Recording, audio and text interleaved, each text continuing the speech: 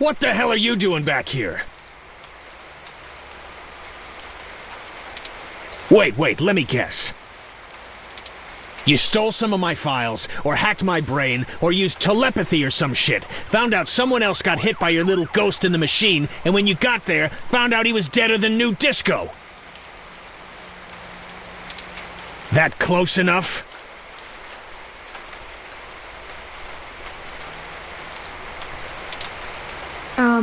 That is distressingly accurate. Well, it wasn't much of a damned guess. Charlie Nova is dead.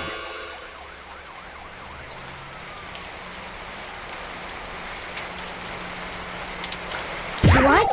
Charlie is...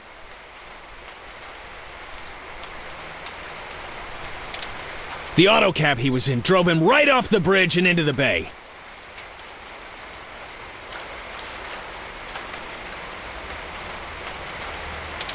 It's been all over the news for the last 10 minutes, and I'm not looking to be next.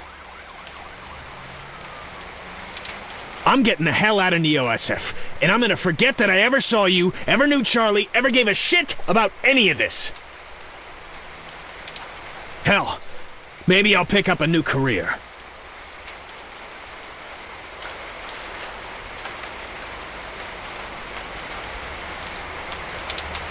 I'm less likely to get murdered for being a fry cook. That's for damn sure.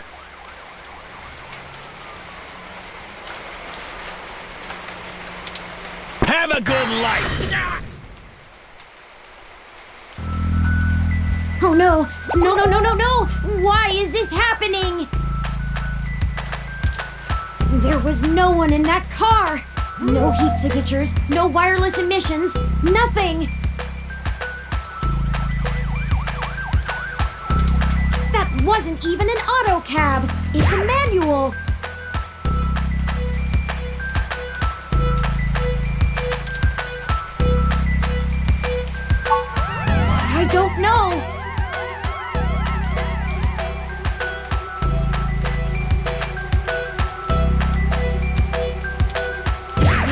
I don't know! I don't know!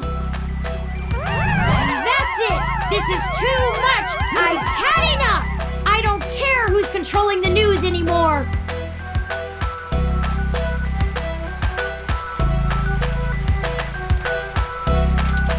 Almost everyone we've talked to so far has died, and I can't live with any more blood on my hands! We're not investigating this lead any further.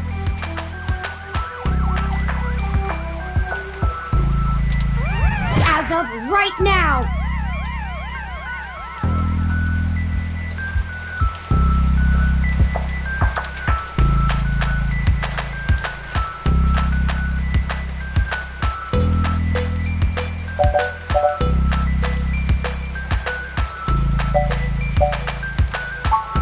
I'm just done. We're completely out of leads, and I can't even imagine watching anybody else die. I couldn't handle that.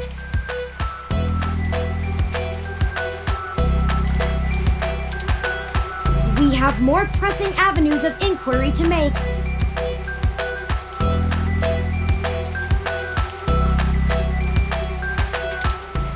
Let's move on.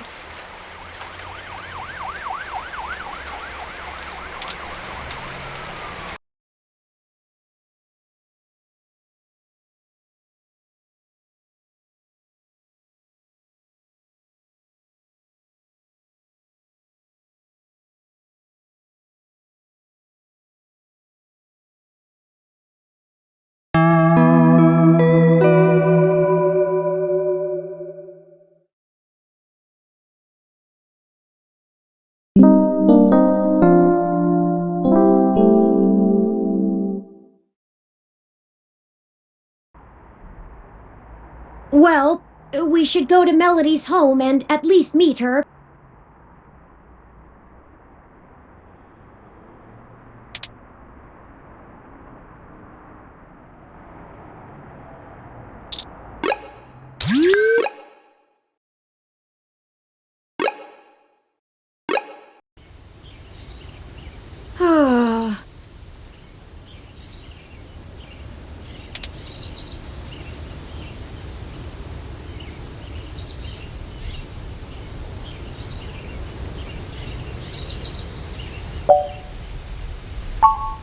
Oh, I'm sorry. I was wool gathering. I see we've arrived at the Melody Flores residence. It's quite impressive. But that's to be expected, considering that she is still the majority owner of the Flower Cybernetics Group, despite retiring from day-to-day operations at the company. I wonder how she and Hayden first began working together.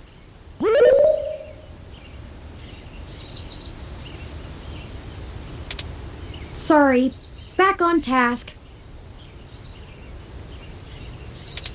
Is there anything you'd like to know before we head inside?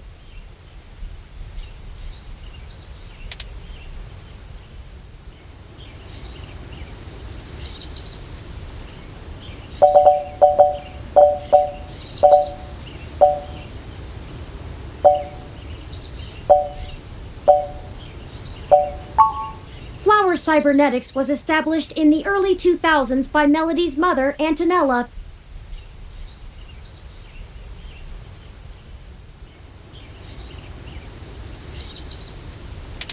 It started out developing cutting-edge medical tech, including advanced prosthesis and nanoparticle diagnostic and treatment technologies. They were vastly successful when they perfected the first synthetic nerve mesh, allowing direct connection and control between the nervous system and a cybernetic prosthesis. The majority of their early projects were defense technologies for the American military. Developing ruggedized military prosthesis for use on injured soldiers, and then eventually electively for special forces. This research line culminated in the development of brain-controlled androids as shock troops, long since barred by international law.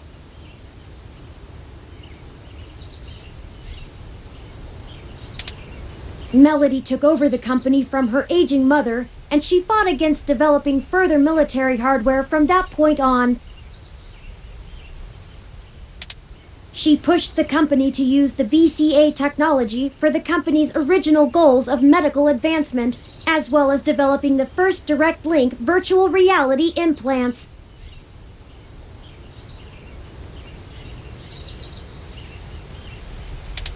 The company is largely successful on a global scale, despite continued legislative movement against extensive cybernetic use, especially brain implants.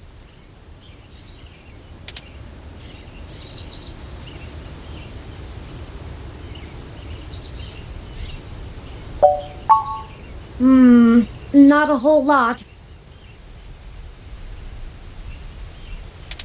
She's largely private, in contrast to her mother's penchant for courting a media circus.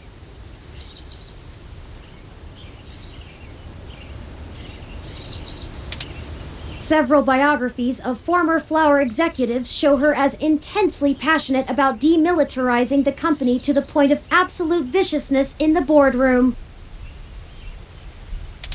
But it's been a long time since her days of fighting for the company, and she's since stepped away from the helm. There's talk that she's lost her spine in her old age, but... well, I'd take that with a grain of salt. She may have retreated from the corporate battlefield, but you don't change the entire direction of a company as large as Flower if you're a quitter. Stay on your toes.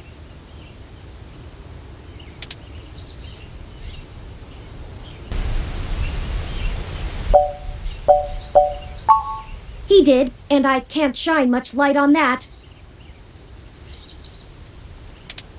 I know that System 1 worked with Flower to help develop the first operating systems for the Direct Link virtual reality implants, so perhaps it happened during that time. Also, Flower eventually went with a different company for future models of the implant, but there was never any public talk of a personal falling out between the heads of the companies.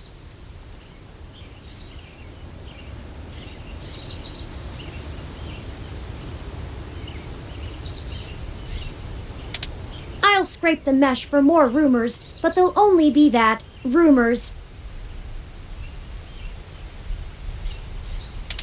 I can do my best to parse fact from fiction, but it blurs too much for me to be sure what's real.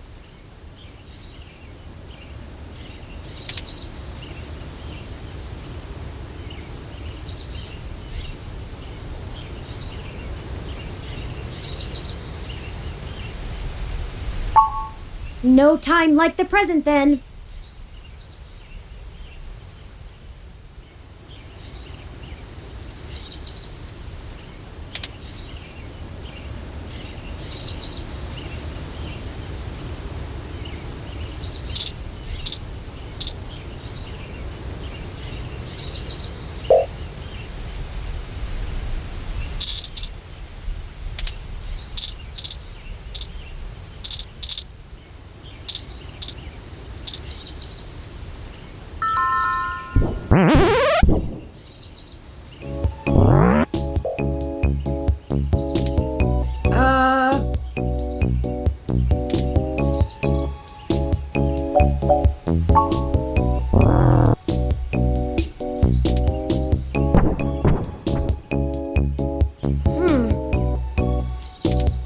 Your guess is as good as mine. Mine says we can go in.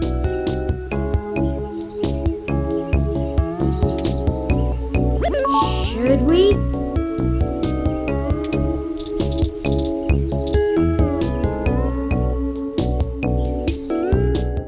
Oh, wow! Swanky!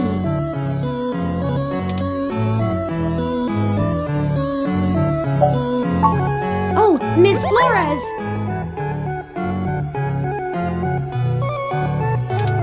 Excuse us for the intrusion.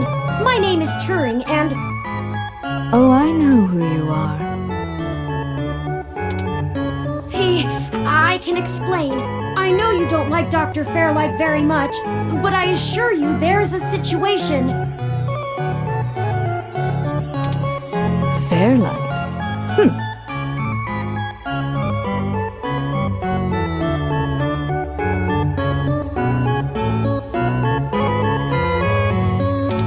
I didn't realize Hayden's research had become a charity case.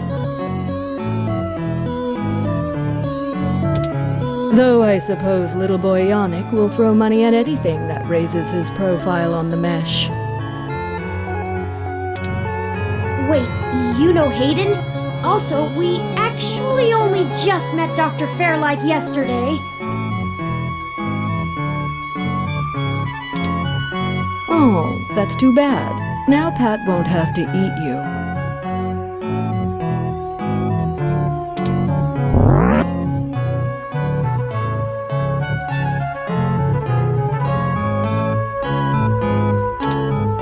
What?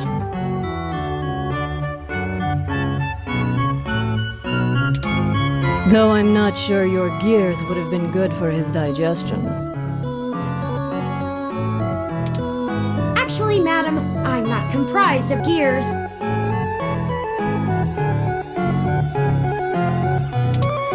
Well, either way, he's on a diet.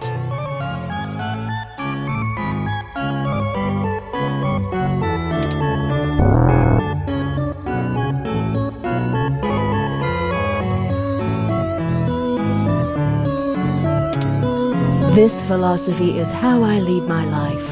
Sometimes you eat the bear, and sometimes the bear, well, he eats you.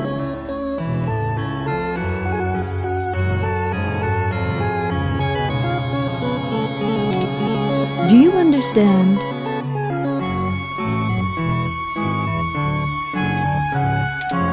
Not really.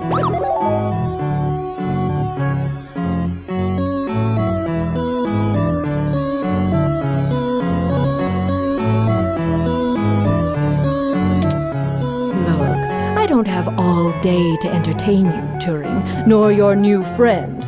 Not even for Hayden. You don't have time to waste if you're going to find him either.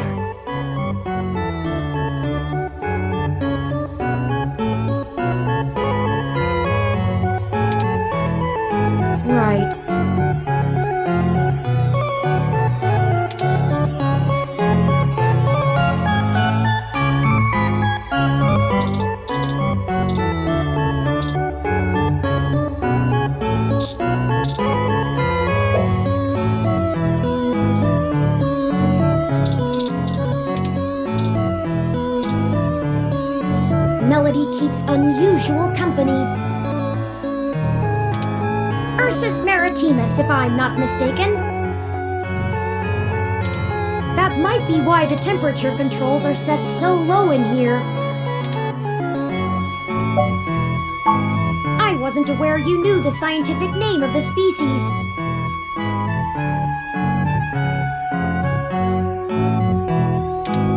Ooh, has my interest in proper nomenclature started to rub off on you?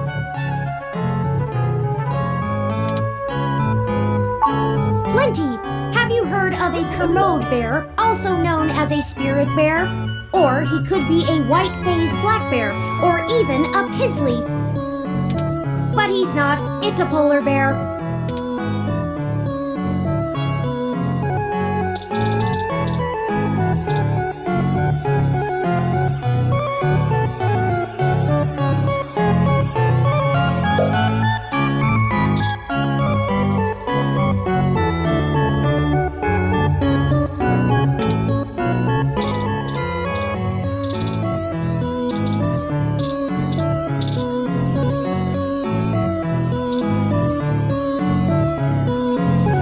If you were one of Fairlight's worker bees, you wouldn't have made it through the door.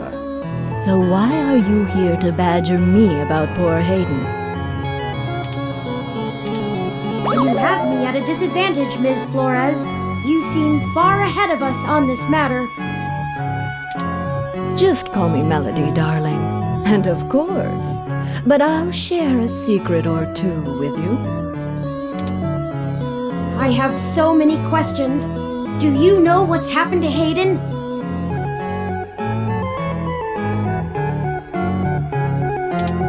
I wish I didn't. Maybe you don't want to either. Please, Melody, any information you might have. We haven't had access to any of his research notes and couldn't track down any collaborators he may have been working with.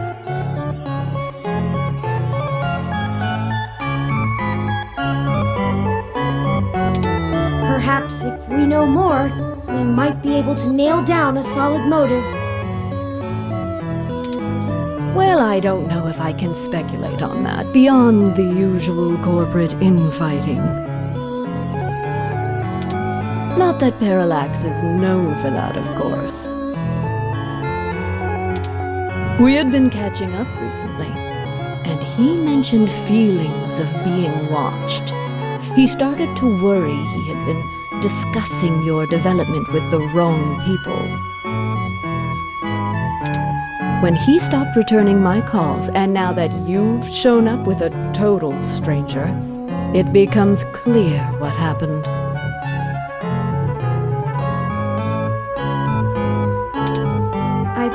I see. Can you tell us anything else about his disappearance?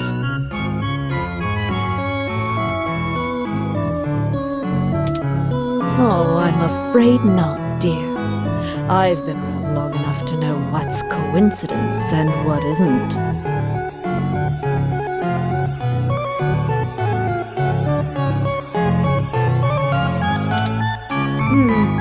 We were hoping you might be able to shine some light on my origins.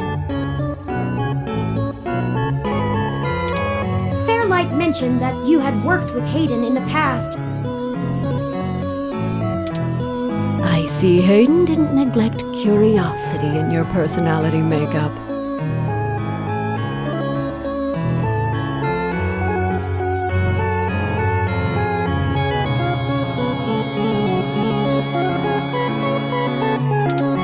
Well, you and I haven't properly met, but considering how often Hayden badgered me for design schematics of Flower's latest neural implants, I might as well be your aunt?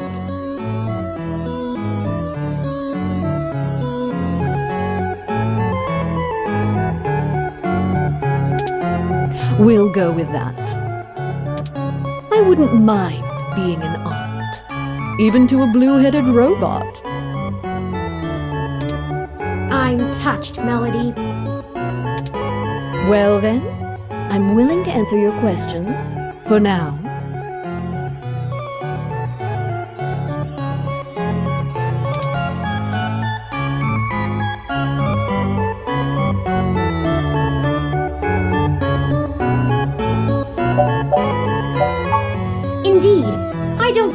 connection between your company and Hayden's research into machine sapience.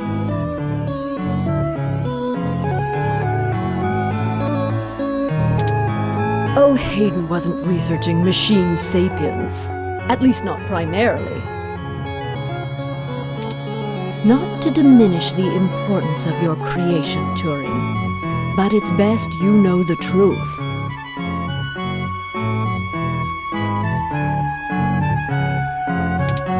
Hayden is mainly interested in developing a way to transfer human consciousness into a machine matrix.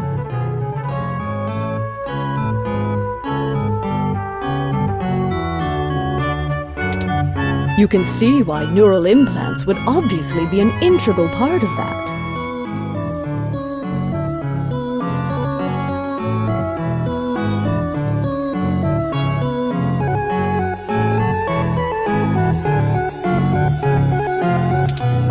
Oh, I didn't realize. The concept of transferring the human mind into a computer has been an attractive goal for decades. Functional immortality is a powerful lure. The brain is an immensely complicated machine, and even though we know the right buttons to push to make pictures show up, we still can't replicate the entire thing as a technological construct. Even with the virtual reality implants, we're really just relying on the brain's ability to make sense of nonsensical signals.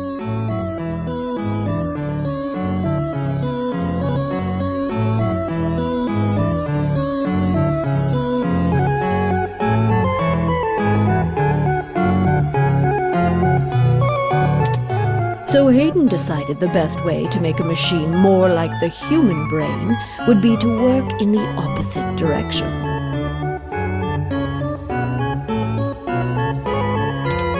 Instead of mimicking how the human brain worked, he started writing code that mimicked the functioning of the human mind. Think of it like convergent evolution. Two species adapt in similar ways, but on completely different continents.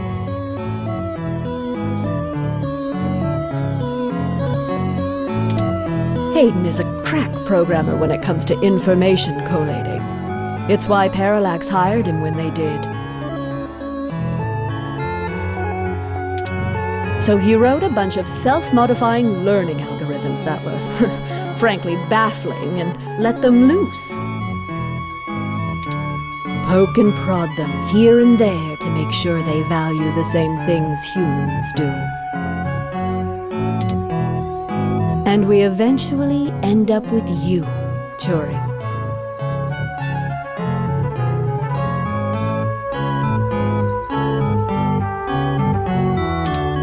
Interesting.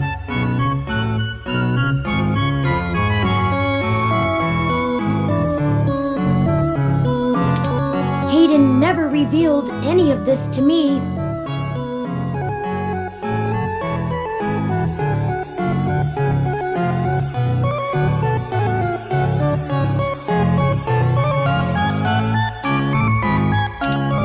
I imagine he's pretty tight-lipped.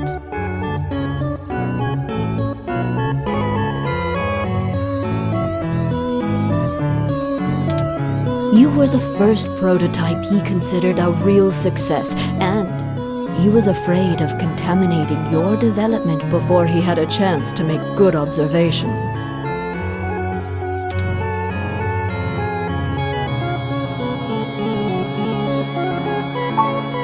Phew, if you can even call it involvement. It's a small city. And if you're in the tech sector, you are never more than 2 degrees removed from anyone else. When he started looking into this pet project of his, he came right up to my door and demanded access to the research logs behind our earlier implants. Cheeky, but it was impactful and disruptive, as they like to say around here. I couldn't care less about Flowers' patents anymore, so I gave him what he wanted, just to see what he would do. I'm frankly more impressed than I expected I would be, but don't tell him that. Don't worry. I won't. Oh, that was a compliment, dear.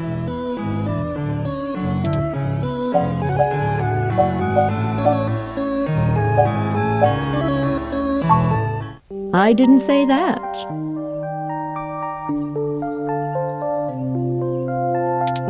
Hayden was quite interested in Turing, even if he is just a step to further research.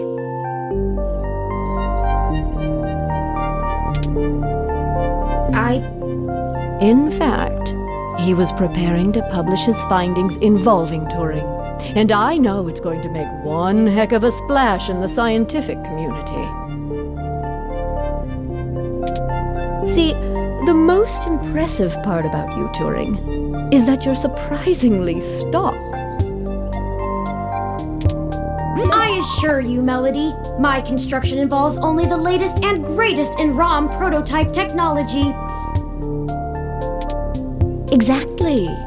You're not off the shelf, but you're still just a souped-up ROM, more or less like every other one out there. Your personality algorithms are impressive, but they don't require some new space-age technology to work.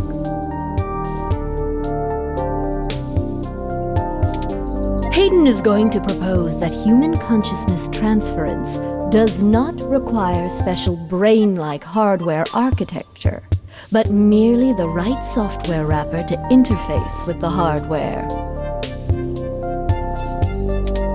Much like how you function.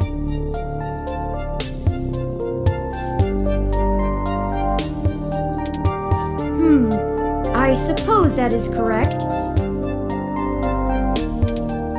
Still, my personality matrices do take up substantial amounts of my processing power.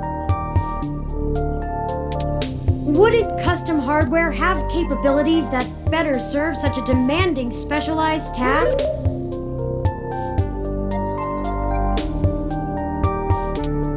Sure, there's still plenty of reason in trying to make a computer that works just like a human brain. Efficiency is an important part of that.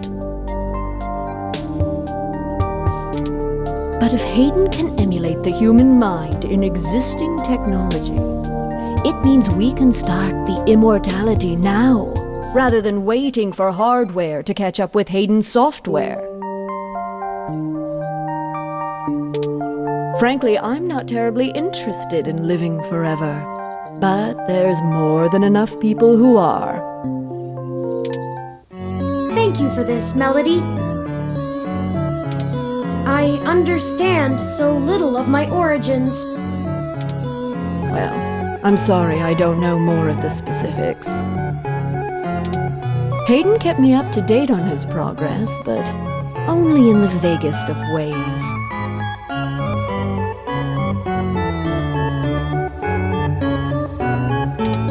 If you can hunt down his notes, I'm sure they'll tell you more. Of course, we'll keep looking. Now, perhaps we could ask some other questions? Sure.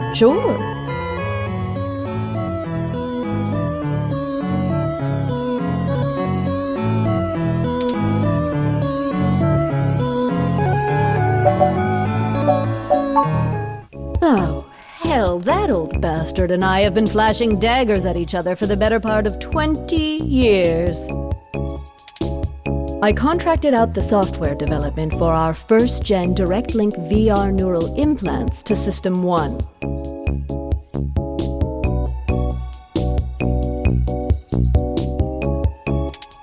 Things were going great, but after the first models sold like gangbusters, Yannick tried to get into bed with me, literally. I turned him down. Very politely, I might add. And then, suddenly, all of the cooperation between our companies dried up.